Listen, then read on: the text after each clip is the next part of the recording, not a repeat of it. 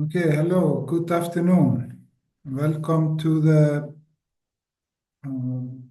webinar on transversal skills, what they are and why they matter. My name is Hrannar Baldursson. I'm the National Coordinator for NLL for Iceland, and I work with the Guidance Network and Guidance and Validation. And I'm just going to give you a very quick presentation. But first of all, I would like you who are participating, to add to the chat if you can name a transversal skill that you have used this week, just to move the brain a little bit. So, oh, we came with the same one. Amy, critical thinking. So critical thinking is quite popular right now. There are not many comments coming in, so I will just continue. I will move forward. Samarbeiði, teamwork. Yeah, samarbeiði, teamwork, meaning the same thing. So organization and creativity, Maiken, because you're at the airport. Yes, okay. And so now I will just continue. Thank you. So what are transversal skills? Here's a definition from Transval EU, also known as soft or transferable skills, knowledge, and attitudes that can be used in a wide variety of situations, both in life and at work. Here are some examples of the domains of transversal competencies: critical and innovative thinking, interpersonal skills, intrapersonal skills, global citizenship, media and information literacy. So these are just examples. There are many others. And by the way, just to let you know, this presentation and this webinar is being recorded, but your images are not going to appear in here, so no worries. So, why do transversal skills matter? We need to be able to adapt to a changing world, and we do that by learning those transversal skills. They will help people become more employable or enhance their employability. It will affect how we learn in our lifelong learning and personal development. And they will help us with social inclusion and active citizenship. Here are some examples from daily life, like mowing the lawn. That would be not a skill in itself, but managing activities would be. So mowing the lawn is one of those things that you have to manage. You have to prepare the lawnmower, maybe mow when the sun is shining or just after the rain, depends on your preferences. So managing activities itself is something that can transfer into other activities in life. Fixing a flat tire, that's just solving unexpected problems. The skill would be, solving unexpected problems. And we need to do that in various situations, just like Maiken mentioned earlier. She's at the airport because she has a flight even before this meeting ends, I believe. Is that correct? Yeah. Almost. I will be able to sit until the end. That's very good. I have checked in. Very good. And then we have developing skills, basically learning to learn. And here's an example, learning to cook. I'm a terrible chef at home, but I still know it's something that I can learn if I focus on it. So those transferable skills, they are something that can move with us into different situations. And here is a list of top transversal skills or transferable skills. Adaptability, we adapt to different situations. Like now I realized when I was just about to start this presentation that since I only have one screen, I cannot read the text that I had prepared. So I basically am trying to remember what I wrote down previously. So I'm adapting to that situation.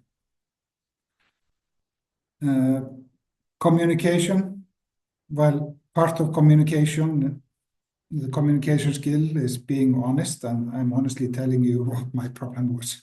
So that's an example. Problem solving, we solve the problem together. Collaboration, we do this as a team.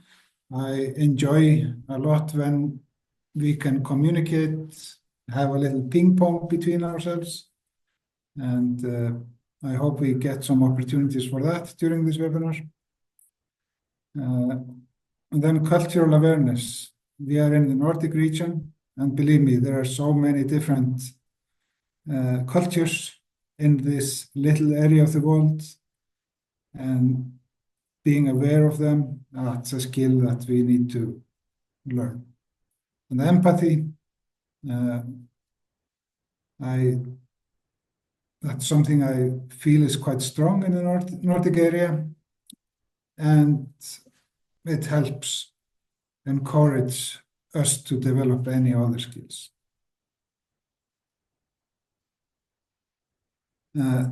Impact of the transferable skills. It just makes sense when you see it. The increased productivity because you feel more secure. Yeah, and boosts confidence, as you see with the superhero on the right. It can help people achieve career advancement, even though it doesn't secure it. It just makes you a better employee. And if you're a better employee, you're more likely to advance. And it strengthens relationship among people. So this is just a little introduction. Kærar þakkir, or thank you very much. And now I believe we can move into the actual presentations. So thank you for your patience. Good to see you guys. I'm going to talk about Serbreyt, or as we also call it, the adapted educational path, and how the skills are an integral part of the education at Serbreyt. My story with Serbreyt began when I worked as a teacher and guidance counselor at the TSK from 2006 to 2019. TSK is a technical college and vocational school combined in Klaksvík in the Faroe Islands. In the beginning of 2016, I took initiative to establishing the Serbreyt section in Teknisk school, and from 16 to 19, I also worked as coordinator for Serbreyt in Klaksvík. So that's my kind of involvement from the start, and of course, I have been following them since. And I was lucky to be a part of creating the curriculum for Serbreyt. The literal translation for the name is Special Education Path, but Adapted Educational Path is better describes what it is. So it started with a recommendation in January 2015.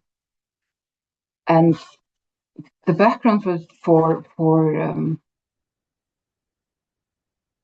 the creation was that there was a need for an offer for students who did not match with the traditional school system. And from there grew the demand for an alternative.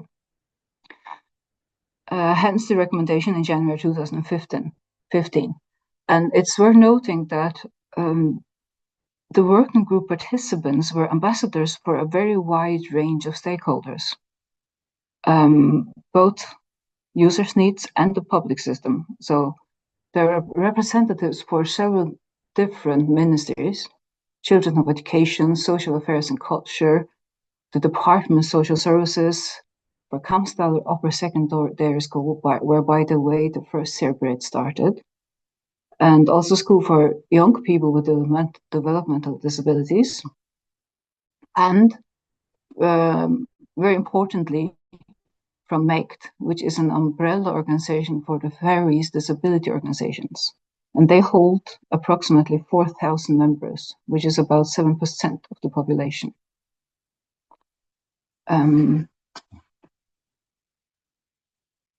The content of the recommendation was actually very varied and in-depth, but it, of course, comprised of a needs analysis.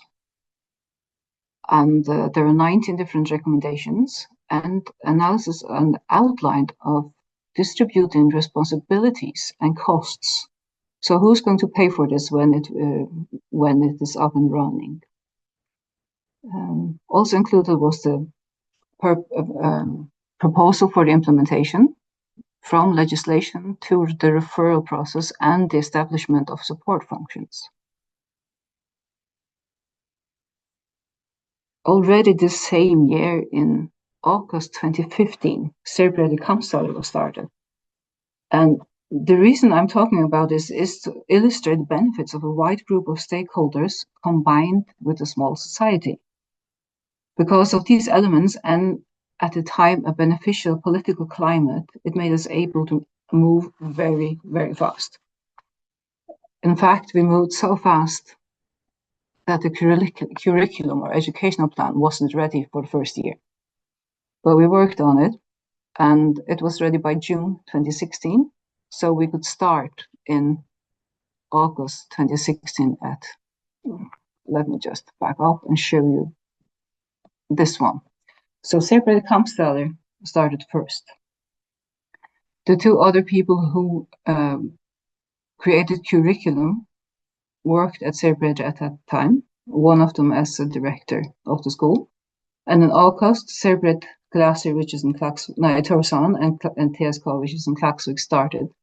And Annika, who took the initiative for Serbreyt Tórshavn, and I were at seminar in the Faroe Islands for micro-credentials. And there we heard from the arrangers that there was going to be, Serbreyt was started, and there was funding, and political system wanted schools to see if they were interested in starting. So Annika and I wrote a joint letter of intent, and both went to our school headmasters and took the initiative to starting the Glasir and the TSK Serbreyt at the same time. And in August 2021, Serbreyt Sura started. So the curriculum, it clearly outlines the identity of the Serbreyt. The identity being that it's for students who are not able to complete upper secondary education under ordinary conditions, even when support options exist within the standard school system. It's actually very clearly defined identity, and it also helped us when we were accepting students. We couldn't accept everyone from the start, but on the other hand, the outlines for who to accept helped a lot. And the main the core of the project is a main objective, is to give young people with challenges the opportunity to use their talents and to develop based on their individual level and strengths. So we're not talking about the curriculum in the classical sense, where subjects and topics are outlined, combined with descriptions of expected results. Here the focus instead is on developing skills and skill sets. And you might notice through the next slides how much transferable skills are a part of the education. So the education has 3 overarching and 1 special element, which is an elective. And the elements have a shared goal of developing independent life skills. So by the end of the educational path, the students have developed the ability to create a fulfilling and meaningful full life. And very important for both the students and their families, that they have the ability to influence their own life circumstances. Overarching element 1, skills to influence one's life circumstances. These are life skills. Know one's own needs, limitations, and skills. Respect others, recognize different viewpoints. Develop the ability to express one's own opinions. Sometimes it takes a lot of training when you're from a culture where we have to take care how we voice our opinions, because we will meet people we disagree with again and again and again all our lives. So that's the talent in itself, to voice opinions and to disagree without losing friendships.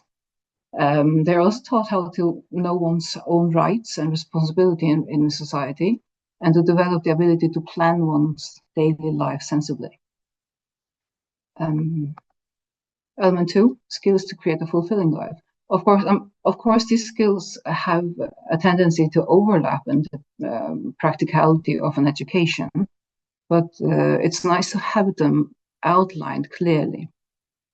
So reading and writing, oral skills, foreign languages, mathematical understanding and numeracy, and develop skills to understand and gain insight into local and global environments, and acquire knowledge and habits regarding physical activity and health. And in the day-to-day workings of the school, students with different levels of skills and abilities will sit next to each other, and there will be diversified student centers teaching with very, very qualified and inspiring staff that has an ability to see each student and to adapt their teaching so that 2 persons side by side can have very, very varied skill sets. So yeah, and by the way, as a side note, half a day every week is dedicated to have some kind of physical activity, or outing, walking, or going for a trip, and often inspired what interest the students have. Element 3, a meaningful life. To develop practical and vocational skills, gain knowledge and insight into safety and well-being in the workplace, develop and target work-related skills towards jobs or future or further education.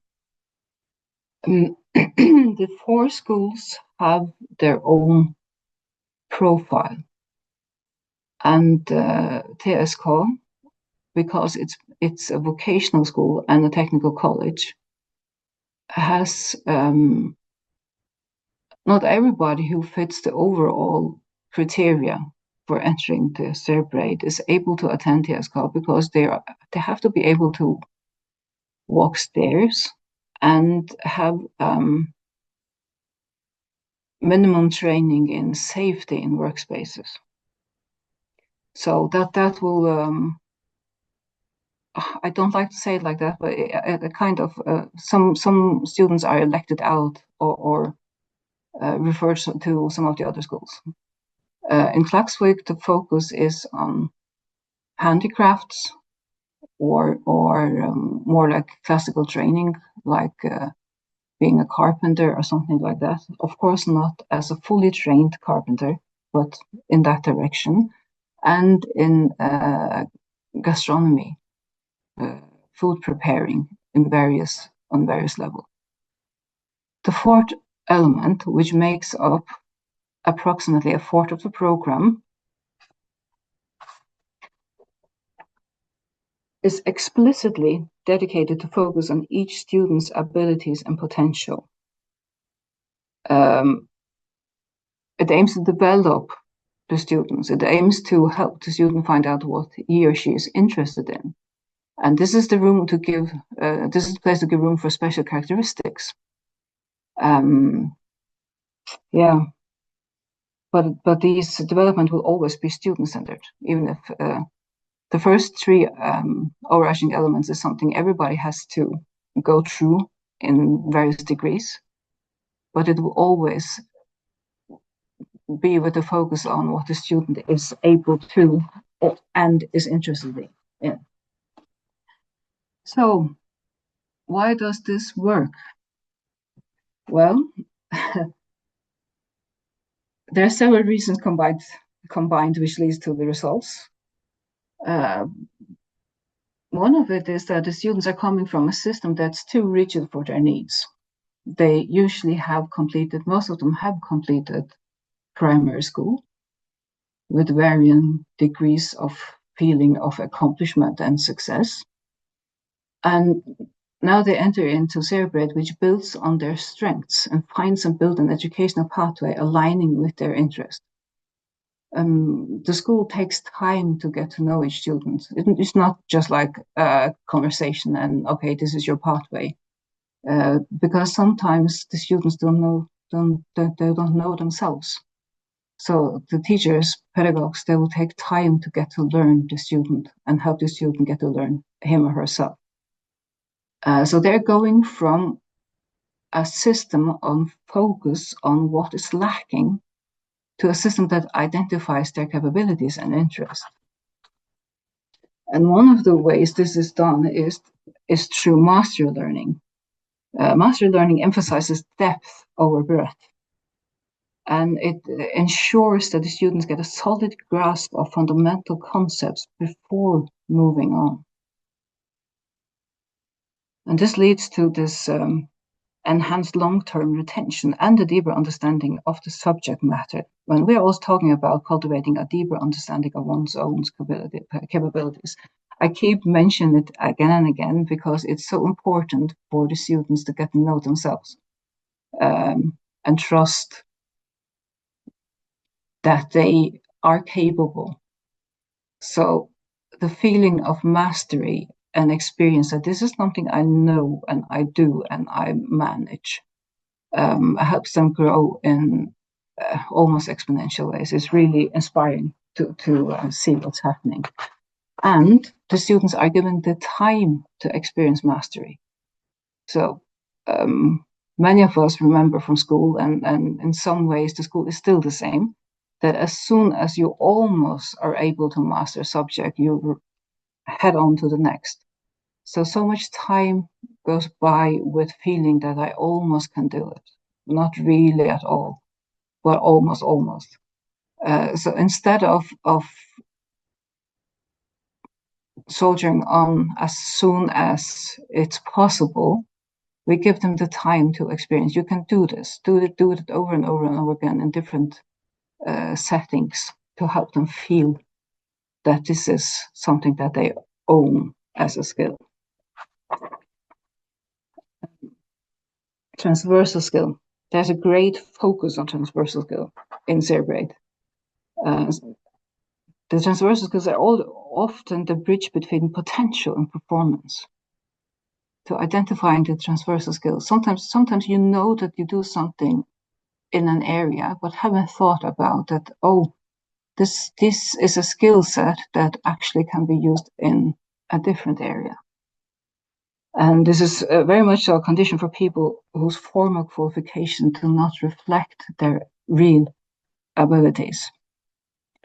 So validating the skills can restore agency and dignity And we are talking about both formal and informal validation processes. What's worth mentioning is that the students very often need someone to help them identify their skills. Actually, other people too. Even no matter how professional and how much experience we have, we have good help in somebody helping us identifying our skills. And the practitioners are crucial. They're gold in this. So there is a very good example from Serbreyt. One year, a student started who was very timid. You could hardly get eye contact the first month, and through the intense help and support of the pedagogue, he started showing up each morning. And at one point, he started looking people in the eyes, but he still wasn't able to talk to people. He didn't seem to have social skills and didn't collaborate with the other students. So I'll give you this example: gaming. Who would have thought that gaming could lead to a realization of competencies? One day, the teachers and pedagogues, they had a theme of gaming for a week, trying to figure out how can we use this as the identification of transferable skill. And sometimes when you set up an experiment, the result kind of pop up themselves if you know how to look for them. Of course, they knew what they also wanted to do, but this is what they experienced, that one day they saw this young man sitting gaming online with 4 other participants from different countries, and they spoke English together. And this student, he spoke excellent English. And in this setting, with a headset on and a microphone and a screen that was split up in different tasks, he was a totally different person. He took on the role of group leader. He planned the strategy in the game in cooperation with the other 4, and he coordinated the group effort when they were playing. And of course, the practitioners are flabbergasted. What's happening? What is this? And they used this experience, the practitioners, to help the student identify. They asked him afterwards, what did you do there? He was gaming. That's what it was cataloged like in his head. So they had to identify and separate different functions in gaming, what that means.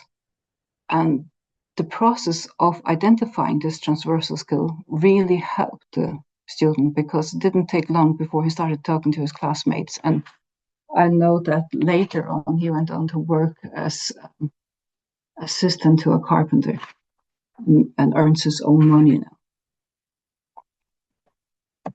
This is all about human-centered empowerment. And to round off, to identifying transversal skill is valuable. It's valuable both for the individual, but also for the society. It boosts confidence and fosters self-awareness, regardless of the skills being formally or informally identified. Sometimes it's a huge benefit to have a formal identification so that you have some kind of proof that you have the skill set.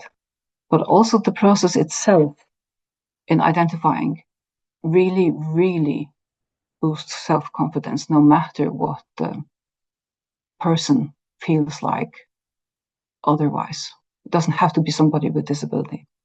So it also means that having the agency, skills, and support to shape your own path based on who you are and what you value, what you aspire to.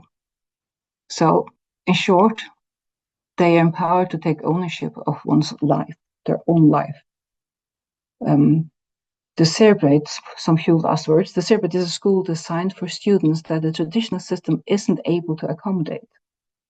But the system works for everyone because the experience of competence and mastery empowers all people. Thank you.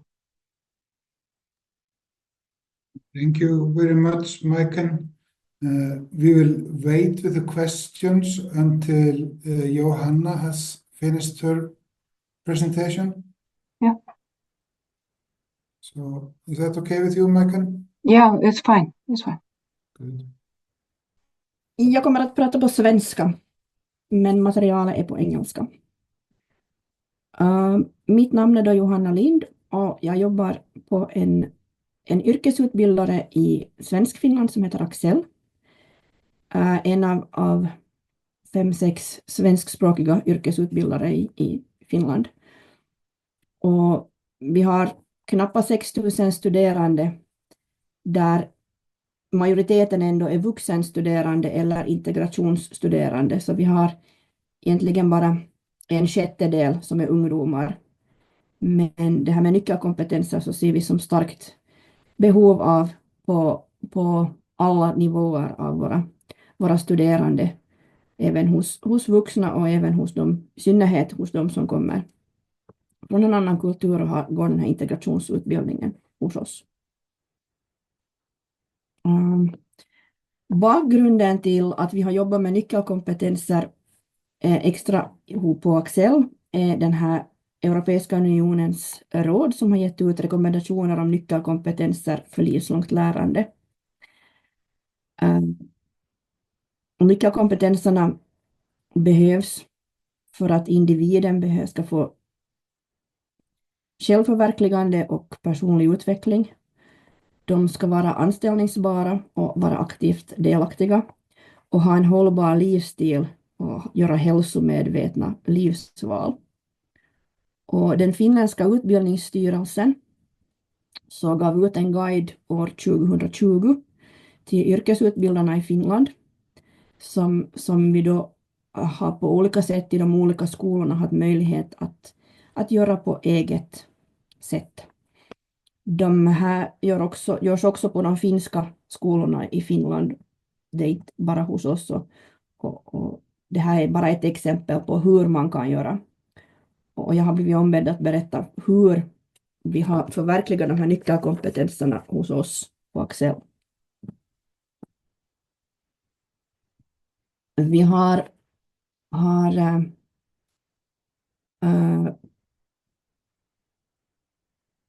8 nationella nyckelkompetenser där vi då högst uppe har kompetens i kommunikation och interaktion. Så det finns det kompetens i hållbar utveckling, matematisk kompetens och kompetens inom naturvetenskap, digital kompetens, kompetens att utveckla kunnande, samhälls- och medborgarskapskompetens, entreprenörskompetens och kulturell kompetens. Och på Axxell så har vi alltid sagt att det är väldigt viktigt med det här med välmående, så vi har valt att flytta in i den här cirkeln en egen kompetens som heter kompetens i välbefinnande. Vi har konstaterat under tiden som vi har jobbat med de här andra kompetenserna är att den här välbefinnande finns nog inne i alla. Men vi har upplevt att det här välbefinnande är den viktigaste sån här grundstenen för allas välbefinnande. För att man ska klara av de här nyckelkompetenserna så är det där välbefinnande. Vi har också jobbat med de här nyckelkompetenserna så att det är både för studerande, för lärare och övrig personal. Att det är inte bara studerande som får de här nyckelkompetenserna utan det ska genomsyra hela verkligheten i vår skola.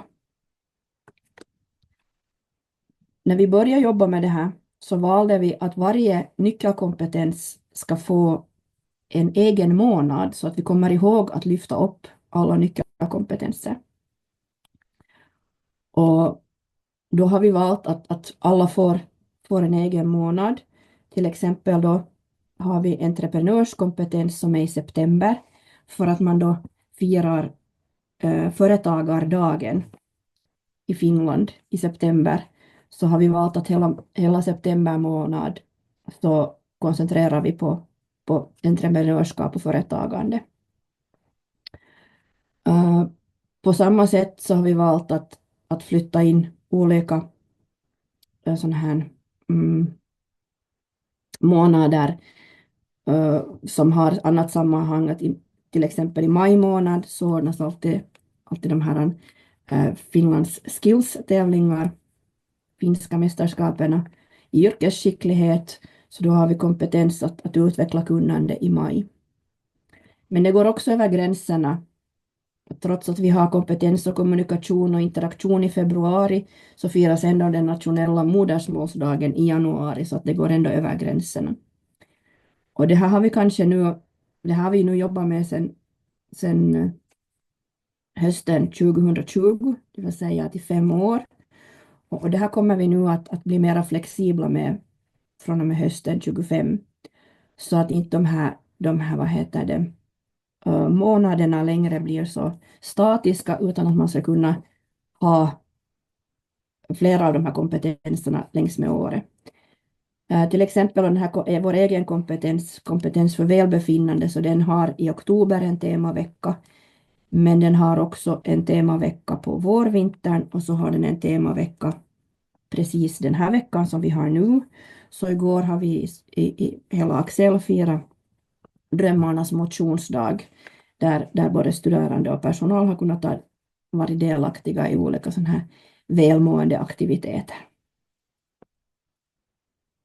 Och till exempel på administrationsenheten så på senaste tisdag så tog man tillsammans en 60 minuters promenad på arbetstid för det här välmående, för att också den här nyckelkompetensen ska synas i det verkliga arbetet, så att även där igen, att inte bara för studerande utan också för övrig personal. Ett annat exempel som jag gärna vill lyfta upp är det här med kompetens i kommunikation och interaktion. De här alla nyckelkompetenser det finns ett innehåll från den finländska utbildningsstyrelsen, och i den här innehållet så står det att man kan uttrycka sina argument på ett sätt som är lämpligt för sammanhanget. Och då har vi valt att lyfta in sådana övningar med studerande, att öva att ha kaffepaus, att dricka kaffe tillsammans på arbetsplatsen. För när studerande går ut i arbetslivet och gör sina praktikperioder, så är det många studerande som upplever att det är svårt att på en kaffepaus eller en lunchpaus tillsammans med kollegorna delta i diskussionen. Det är svårt att veta vad man ska prata om, och det är svårt att veta att hur mycket kan man som studerande där ha åsikter i en ganska sån här informell diskussion. Så vi övar på skolan med våra studerande att ha kaffepauser. Vi sätter oss ner och funderar att har det hänt något i kulturen, någonting politiskt, någonting världsnyhet. Och så övar vi på att hur pratar man, hur diskuterar man på en kaffepaus. För i synnerhet våra ungdomar så har svårt att våga uttrycka sig. Man kanske har en åsikt, men man vågar inte säga den. Och man vågar inte säga så. Vi övar på det i skolan, att det här tycker jag. Och också diskuterar vi att vad är lämpligt att diskutera på en arbetsplats. När ska man inte... Det kan vara svårt, vi övar i att var går gränsen att prata politik och religion. Men att till exempel den här veckan så på de flesta arbetsplatserna så pratar man, det är ishockey-VM, det är Eurovision Song Contest, det är liksom sånt som är lättsamt att prata. Det här att lära sig small talk. Så det övar vi på en hel del. Så det är ett sånt exempel som vi brukar lyfta upp. Vi har också valt att göra en egen symbol för det här. Här ser ni vår nyckel. Det symboliserar vår nyckelkompetens. Och den har vi nu som ny den här året.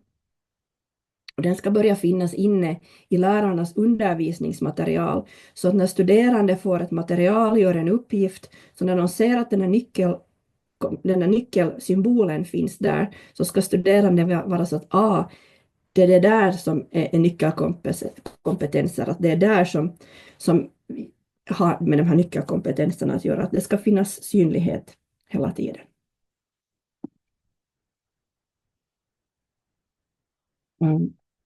Nu ska vi hoppas att jag delar rätt. Vi har också gjort en kort film och jag ville visa den här filmen eftersom min röst inte är det bästa. Och nu har jag borde dela den med ljud så den borde synas. Vi ska hoppas att det blev rätt.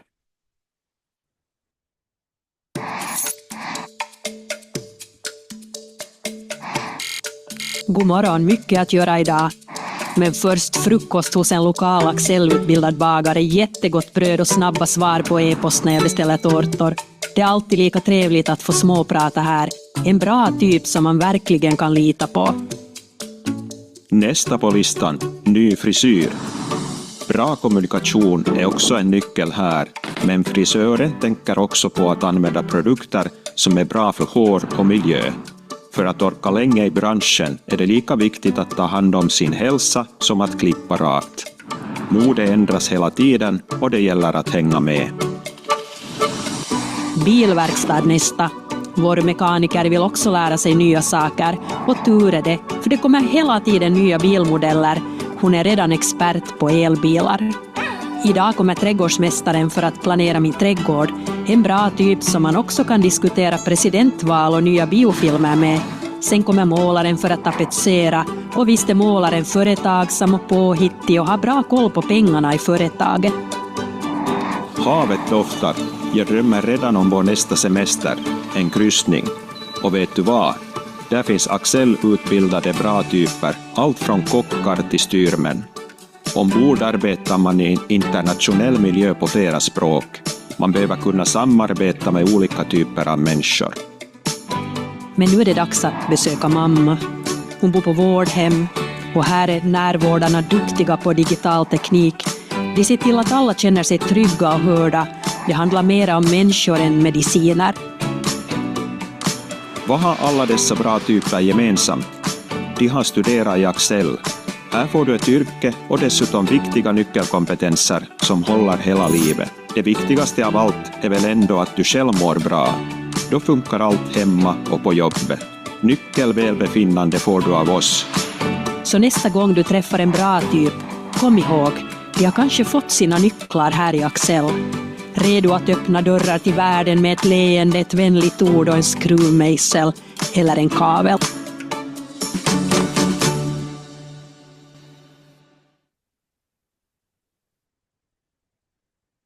Den här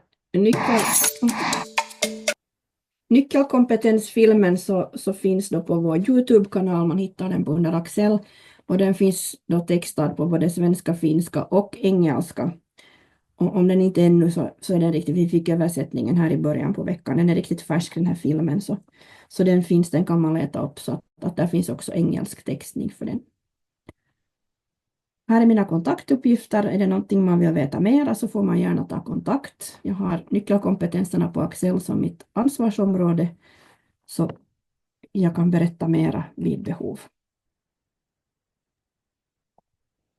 Det var tack för mig. Thank you very much, Johanna and Maiken. And now it's time for questions. Feel free to write the questions into the chat directed at Maiken or Johanna.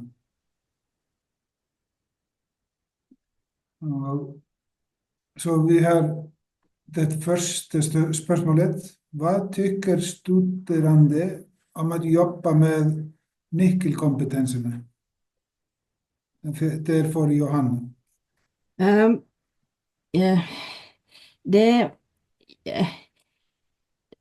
Jag vet inte hur jag ska säga det så att det ska bli så där diplomatiskt korrekt. De kanske inte alla gånger reagerar, förstår att det är nyckelkompetenser de jobbar med. Det är svårt att identifiera och därför har vi just valt att plocka ut den där symbolen för att det ska ju synas att här är nyckelkompetenser. Det är inte så där att vi säger att nu ska vi jobba med nyckelkompetenser, nu gör vi det, utan det kommer så där bredvid på sidan att till exempel när det är val i Finland så ordnar vi skuggval och vi liksom lyfter upp olika dagar som allt från kanelbullens dag till dag mot mobbning eller mot våld och sånt här, att det liksom, eller firar självständighetsdag, att man kanske inte märker, alltså jag tror inte att studerande i sig tänker att nyckelkompetens är något extra jobbigt man måste jobba med, utan det är vad heter det, mera hela tiden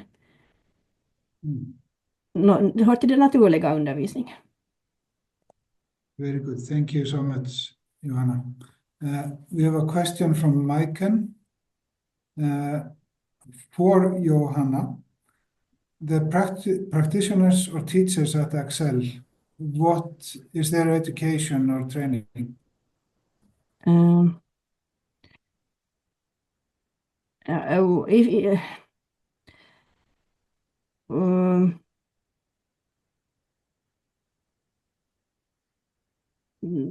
De är yrkesutbildade, alltså vi har närvårdare som utbildas, så är det sjukskötare som undervisar.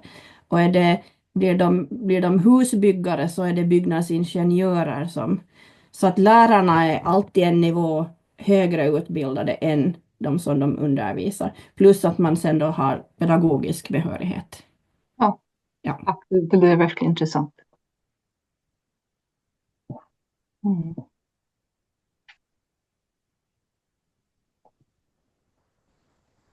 Ja.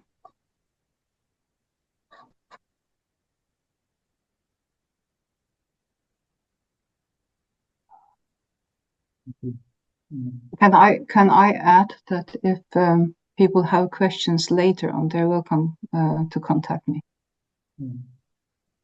I have a question. In Maiken's example, the students are met where they are. And in Johanna's, the students learn specific competencies throughout the year. How do you select the competencies, or how were they selected? I understand that in Maiken's example, they're based on the person. It's the same in our. It depends on the teacher's own interest. Okay. What you pick for examples for days to celebrate, it depends on the teacher's interest of which days or in which area you are. If you are in nursing, you pick up some nursing days. Last Monday it was this Florence Nightingale's birthday, so it was for nursing, the International Nursing Day, and in some building or carpenters or something, they lift up different days for their teams.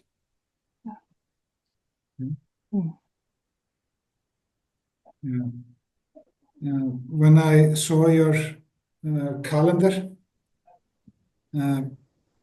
well, the competencies, the list of competencies, and with the calendar, one of the thoughts that popped into my mind was, is that something that would be good to place as a plan in a workspace where we are working?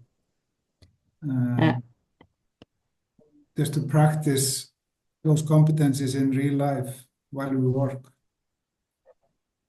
Yeah, that's a good idea. Thank you. Do we have any more questions from the group?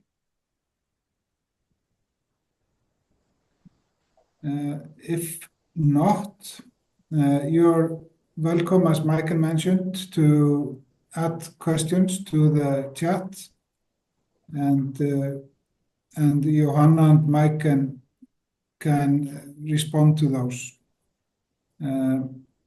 Let's say until the end of today.